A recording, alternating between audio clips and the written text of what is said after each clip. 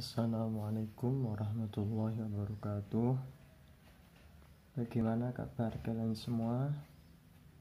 Ya, semoga kalian sehat baik-baik saja, serta saya harapkan selalu mematuhi protokol kesehatan demi menjaga kesehatan kita semua agar terhindar dari wabah COVID-19 atau Corona. Mari kita mulai pada pagi hari ini pelajaran IPA ya. Silahkan kalian buka LKS-nya masing-masing. Dalam materi IPA kelas 8 semester Kasal ini kita akan mempelajari 6 bab ya.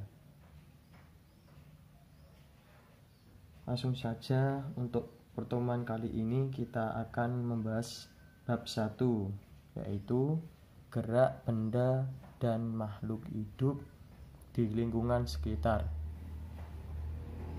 Dalam bab ini terdapat 4 pokok bahasan, yaitu yang pertama konsep gerak, yang kedua sistem gerak manusia, yang ketiga sistem gerak pada hewan, dan yang keempat sistem gerak pada tumbuhan.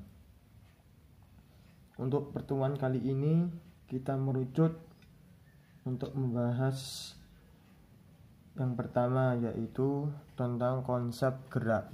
Dalam konsep gerak terdapat 2 bahasan, gerak lurus dan gaya. Untuk kali ini mempelajari tentang gerak lurus dulu. Yang pertama, pengertian gerak itu sendiri. Gerak merupakan perubahan kedudukan terhadap titik acuan tertentu. Yang dimaksud titik acuan itu adalah suatu titik di mana mulai diukur perubahan kedudukan benda tersebut.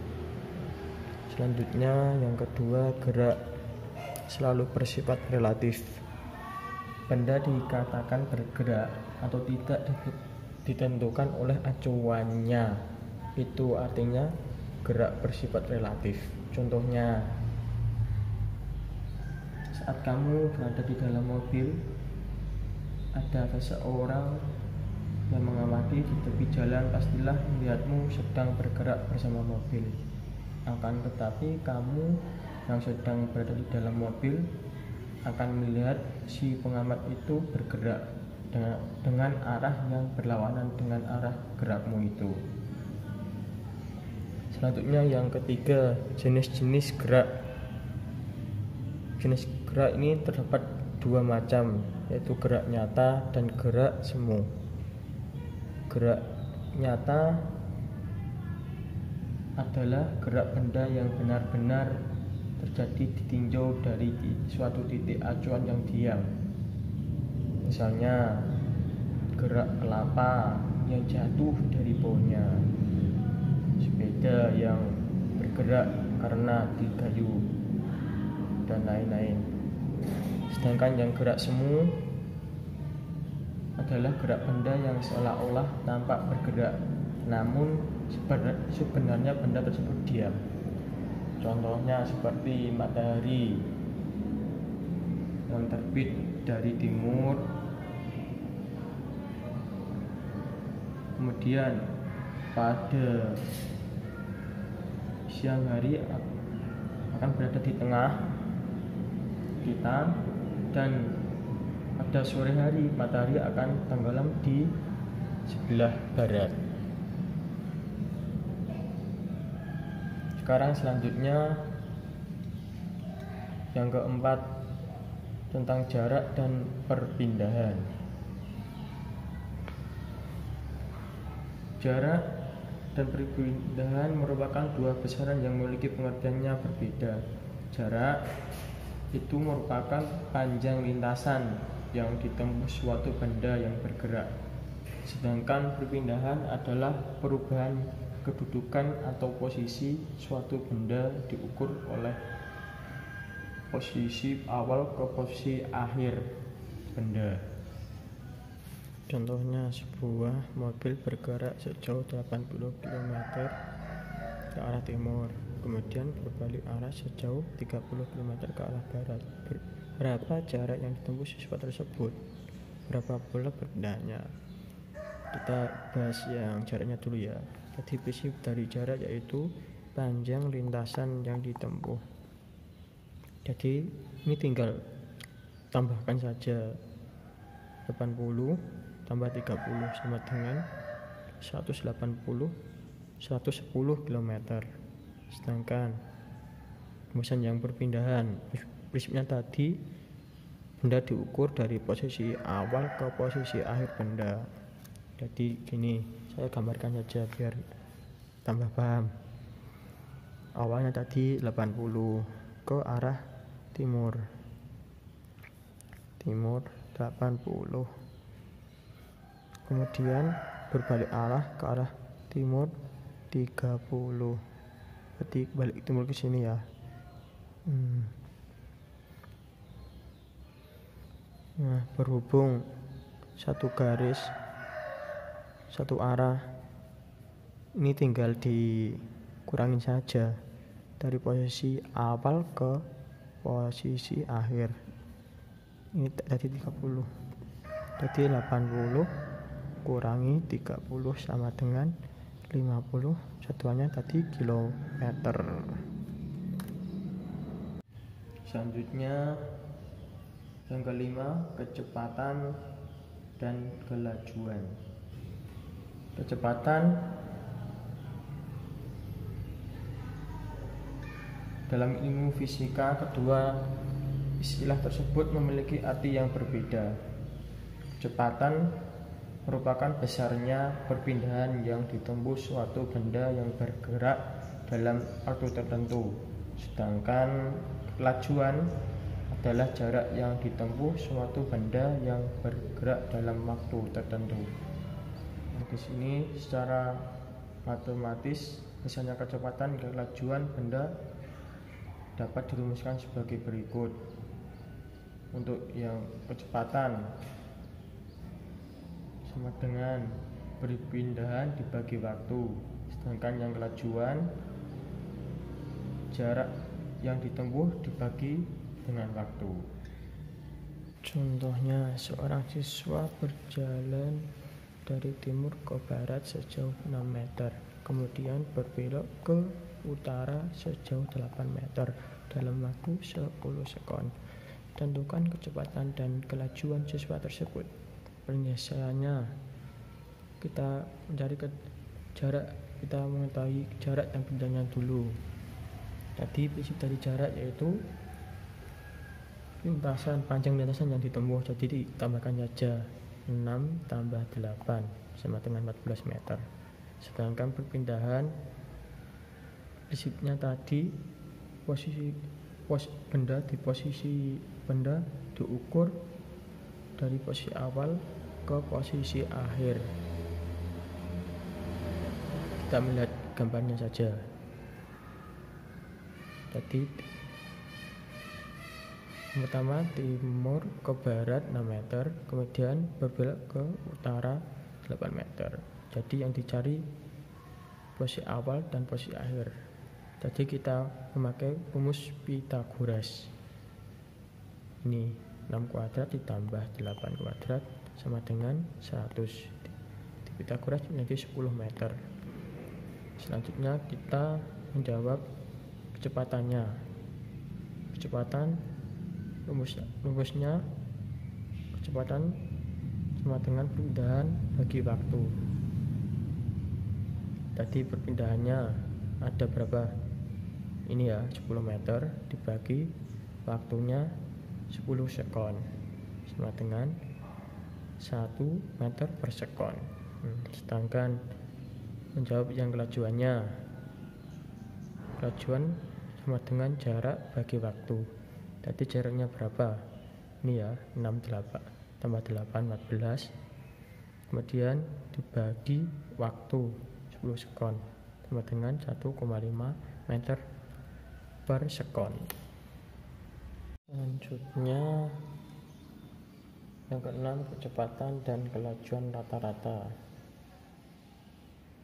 Kecepatan rata-rata didefinisikan sebagai perbandingan antara perpindahan yang ditempuh terhadap waktu. Secara matematis, persamaan kecepatan rata-rata dapat ditulis rumus sebagai berikut. Bisa dilihat ya rumusnya ini. Kecepatan rata-rata dilambangkan dengan F dengan satuan meter per sekon. Yang kedua, perpindahan X akhir dikurangi dengan X awal dengan satuan meter. Yang ketiga, perubahan waktu yang dilambangkan dengan T dengan satuan sekon. Selanjutnya, mengenai kelajuan rata-rata didefinisikan sebagai jarak yang ditempuh tiap satuan waktu. Secara matematis, besarnya kelajuan rata-rata dapat dituliskan persamaan rumus sebagai berikut. Bisa dilihat ini rumusnya. Kelajuan rata-rata yang dilambangkan dengan F dengan satuan meter per sekon. Jarak tempuh yang dilambangkan dengan S dengan satuan meter dibagi waktu tempuh yang dilambangkan dengan T dengan satuan sekon. Contohnya, Ardi berlari dari titik A pada posisi X1 yaitu 2 meter, lalu menuju ke arah kanan dan sampai pada posisi X2 yaitu 8 meter di titik B. Kemudian berbalik ke posisi X3 yaitu 7 meter di titik C. Jika waktu yang digunakan adalah 2 sekon, berapakah kecepatan rata-rata dan kelajuan rata-rata Ardi? Nah, ini caranya penyelesaiannya. Yang pertama, membuat garis per meter agar mudah nanti ketika menghitung. Ini tadi posisi titik A ada 2 yaitu 2 meter di sini. Lalu posisi titik B adalah 8 meter di sini. Hitung 3, 4, 5, 6, 7, 8. Nah, kemudian berbalik arah ke posisi titik C itu 7 meter. Berarti balik ke sini, ini 7 meter. Dan jangan lupa ditulis juga, diketahui di sini, tulis semua termasuk ini waktu yang digunakan 2 sekon. Lalu cara jawabannya. Yang pertama, kecepatan rata-rata. Rumusnya perpindahan dibagi perubahan waktu. Nah, di sini perpindahannya prinsipnya posisi akhir dikurangi posisi awal. Jadi yang ini posisi akhirnya di sini, yang C ini ya, posisi titik C dikurangi posisi awal yaitu di titik A yaitu 7 kurangi 2, lalu dibagi waktu yang digunakan perubahan waktu yaitu 2 sekon sama dengan 2,5 meter per sekon. Sedangkan jawaban yang kelajuan rata-rata rumusnya yaitu jarak yang ditempuh dibagi waktu total. Di sini jarak yang ditempuh, cara menghitungnya gini, dihitung A sampai B ada berapa. Mari kita hitung. Ada 1, 2, 3, 4, 5, 6. Ini yang benar 6 ya. Itu 5 salah kurang 1 berarti. Lalu ditambah jarak B ke C, yaitu cuma ada 1 ya, tambah 1 B. Lalu dibagi waktu total. Di sini cuma ada 1 saja, 1 kali aja ya waktunya 2 sekon itu 2. Jadi tambahkan 7, 6 tambah 1 7 bagi 2 sama dengan 3,5 meter per sekon. Yang ke-7, percepatan. Bisa dibaca ya, sambil dibaca LKS-nya. Percepatan didefinisikan sebagai perubahan kecepatan tiap satuan waktu. Besarnya kecepatan suatu benda dapat dirumuskan sebagai berikut. Bisa dilihat rubahnya ya di LKS-nya. Percepatan dengan satuan meter per sekon yang dilambangkan dengan A. Perubahan kecepatan yang dilambangkan dengan F akhir dikurangi F awal dan satuan meter per sekon.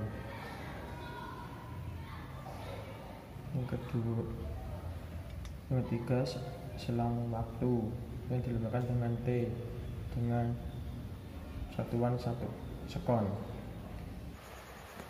Contohnya, kecepatan mobil meningkat dari 3,0 meter per sekon menjadi 17 meter per sekon dalam selang waktu 4,0 sekon. Tentukan besarnya percepatan yang dialami oleh mobil tersebut. Cara penyelesaiannya ditulis dulu. Perubahan kecepatan awalnya itu 3,0 ini ya. Sedangkan ditulis juga perubahan kecepatan akhirnya yaitu ini 17 meter per sekon. Lalu selang waktunya 4,0 tulis juga. Ditanyakan percepatan. Itu rumusnya perubahan kecepatan dibagi selang waktu. Ya. Cara mencari perubahan kecepatan yaitu perubahan kecepatan akhir X akhir dikurangi perubahan kecepatan awal. Saya tulis X awal lalu dibagi selang waktu, itu akhirnya berarti berapa? 17 dikurangi perubahan akhir, kecepatan akhir yaitu 3 dibagi waktu selang waktu 4 sama dengan 3,0.